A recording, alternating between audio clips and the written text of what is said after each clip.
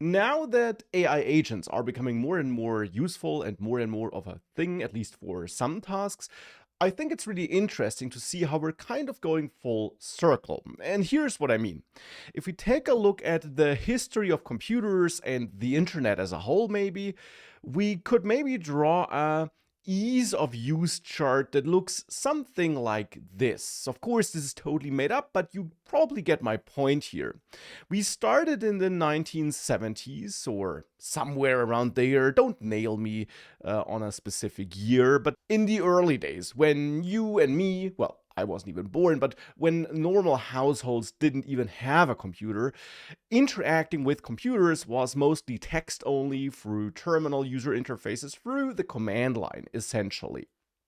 And rich graphical user interfaces and rich websites and all that fun stuff, operating systems built for normal users, that only became a thing around the 90s, 2000, and of course kept on evolving until today. And it still is, of course, evolving. Don't get me wrong. I'm not saying that this is all going away, but one thing that is clearly visible and easy to see is that with AI agents, we have this strong trend back to text-only input, terminal user interfaces, CLI tools, markdown, JSON, all that basic stuff. And with that, I don't just mean that we have tools like Claude Code that don't really come with a graphical user interface, though there is a desktop app, but it's primarily consumed as a command line tool. I don't just mean that. Instead, I mean that all these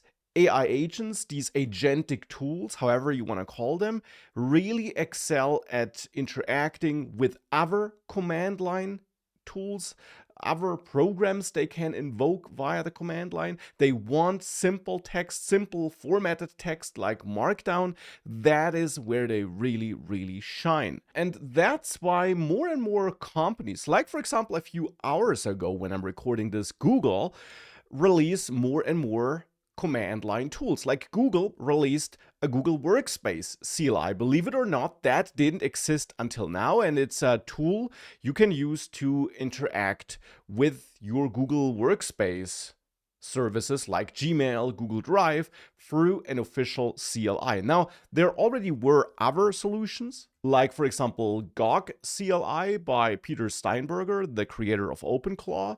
He built it because he wanted a programmatic CLI-based way of interacting with Google services, and that didn't exist until a few hours ago, but now it does exist. And this is not a sponsored video by Google or anything like that.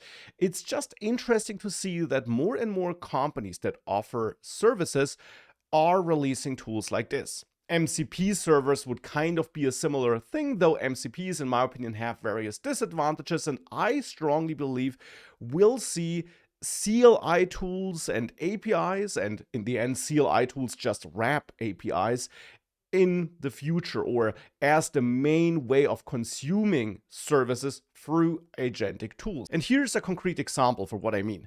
Over the last couple of days and weeks, I've been playing around with the Pi coding agent. Now, the Pi coding agent is, you could say, an alternative to Codex Claude Code. It's simpler in a good way, more limited regarding its features, but very powerful, and you can use it with your Codex subscription, for example. Now, this video is not primarily about this agent, and it doesn't matter really if you use this or Codex or Cursor or whatever. They all can get you there, but I also like this tool a lot, and most importantly, just like Claude Code and Codex, you can also use this tool for non-coding tasks, despite its name. For example, it's actually this Pi agent that's being used internally by OpenClaw. So that's the heart, the logical heart of OpenClaw, you could say. And then OpenClaw, of course, added way more to it, like memory and channels like Telegram and WhatsApp and all of that fun stuff. But this is one agentic tool you could be running on your system to do stuff. You could also build your own agent, of course. And I got a course on that where I also cover how AI agents actually work and what the difference to workflows is. And often you maybe want a workflow and not a true agent. But I got a course on that if you want to dive a bit deeper into that. I also got courses on Cloud Code and Codex if you want to learn more about these tools. But no matter which tool you're using, what's really, really interesting and clear to see is how well they can interact with other CLI tools, which makes a lot of sense because they've seen plenty of CLI work, of using CLI tools like curl, like other command line commands like cd, ls, all these Linux commands. They've seen plenty of that in their training data.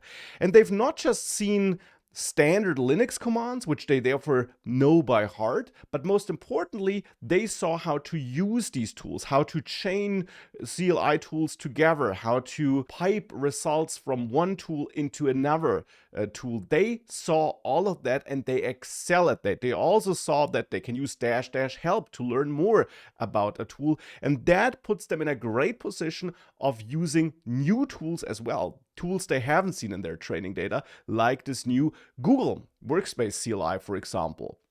Of course, if you want to use that through an agent, it didn't see that in its training data. It doesn't know how to use that. But if you pointed at it, if you maybe give it a link to the official docs, but even if you don't do that, it will most likely be able to figure out how to use it by using -- help and going from there, because it's just yet another CLI tool. And large language models in the end excel at understanding and describing and using these CLI tools. And for example, the other day, yesterday actually, I had a little problem.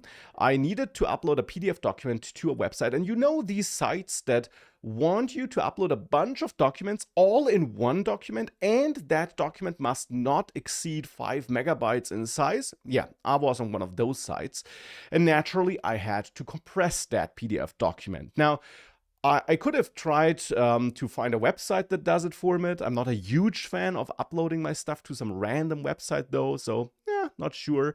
I could have also checked if there is some tool on my system that can help me with that, but I don't have the Adobe subscription anymore, so I would have taken some research. And maybe in the end, I would have uploaded it to some shaky website. Well, not with AI. Of course, I could have used Codex or Claude or Cursor or whatever to vibe code a little conversion compression tool. That probably would have worked as well. But what I did, I span up the PI agent, which I'm using with my Codex subscription, and I just ask it to take a look at that PDF file and please compress it while maintaining quality as much as possible. That was all. That was my only prompt here. And it essentially went to work, executed a bunch of commands in the command line, ran some little scripts. And by the way, I'm running this on my system, but I installed a guardrails extension. PI, or Pi is the actual name, has this concept of extensions which you can install. So I installed an extension that prevents the agent from just erasing my hard drive, at least in the straightforward way. And I was also closely watching it whilst it described what it was about to do. So I let it do its thing, and it ran a bunch of stuff here. And in the end, it was done. And indeed, it did successfully compress this document and made it significantly smaller. Now, that's just a simple example, maybe, and there would have been alternatives. My point just is, it did that all in the command line, in the terminal, in the end, by using other commands, other programs there. And of course, that all makes a lot of sense because we're talking about programs using a computer. And all these graphical user interfaces and rich websites were built for humans, for you and me. And that won't go away, of course. But if we want to have little utility tools, AI agents running on our system that can at least do some of the tasks we are doing right now, then we need to give them a way of using the computer in a more efficient way. Because a graphical user interface, an app or a website built for a human, is not the ideal way for a computer program, of course. It would have to take a screenshot, figure out where the buttons are, move the mouse to a button, click that button, take a screenshot again to see what's on the new page. that's super inefficient, burns a lot of tokens, and takes super long. And I mean, that's why we have the concept of APIs way before the advent of AI agents and large language models, because if we are writing a program, doesn't matter if it's a website or an app, if we're writing a program and we want to interact with another program, with another service, of course, in the past, we already used an API and we didn't try to write a script that uses a website that's meant to be used by humans. That's why APIs exist, and CLIs, command line programs, in the end are just wrappers around APIs, at least in the case of CLIs like the Google Workspace CLI. But that is exactly the kind of program we need and want for an agent to consume, because it doesn't care about pretty buttons or anything about that. It wants a simple way of invoking various commands to get stuff done.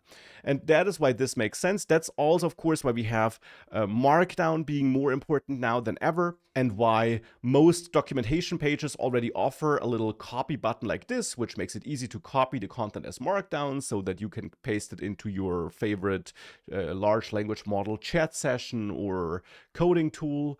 Why some websites also support stuff like adding .md at the end of the URL to get this article in markdown, because we're going towards a future where at least some services and some content will primarily be meant to be consumed by agents. I mean, take the documentation of a library or a framework like Tanstack Start. If you're building a Tanstack Start site these days, and of course, doesn't matter which tech stack you use, you get my point, then you will likely do that with help of some coding agent, cursor, whatever. And if you want to tell those agents how to use the library, if you want to point them at a specific documentation article, you don't want to point them at a website like this. You don't want them to download the HTML code, which burns a lot of tokens unnecessarily. And that is kind of the same reason for why CLI tools are becoming more and more important, because we're moving towards a future where at least some tasks will be done with the help of AI agents or exclusively by AI agents. Which of course also means that if you're building some kind of service which is not primarily meant to be consumed by humans, you wanna strongly think about building a CLI as well as offering an API and whatever you need, so that in the future people can consume your service through agents. And of course, we're still super early here. The vast majority of people doesn't care about agents at all. And it's too early to tell how good AI agents will become and which kind of tasks they will be able to tackle in the future. Maybe we are kind of stuck at the current level where they can do some stuff, but definitely not all of that, and still need human supervision. But even in that place, there are tasks that can be performed by agents, and you can make them more useful and more powerful by giving them just the right tools that make it easy for agents to interact with other services, with websites, and so on.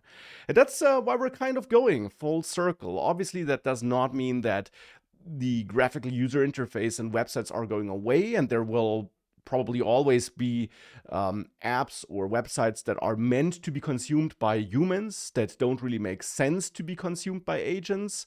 I mean, something like Netflix, I don't see a huge advantage in an agent telling me what a certain movie is about. I guess I want to watch it. But for many services, especially in the SaaS business or in the professional services area, that definitely is the way forward, I think. Obviously early days, but definitely a clear development we can see here. At least that is my opinion. But as always, I want to find out what your opinion is too. So please share it. Let me know what you think of that, what I maybe forgot or overlooked. And yeah, let's see how the world of CLI tools looks like in a year or two.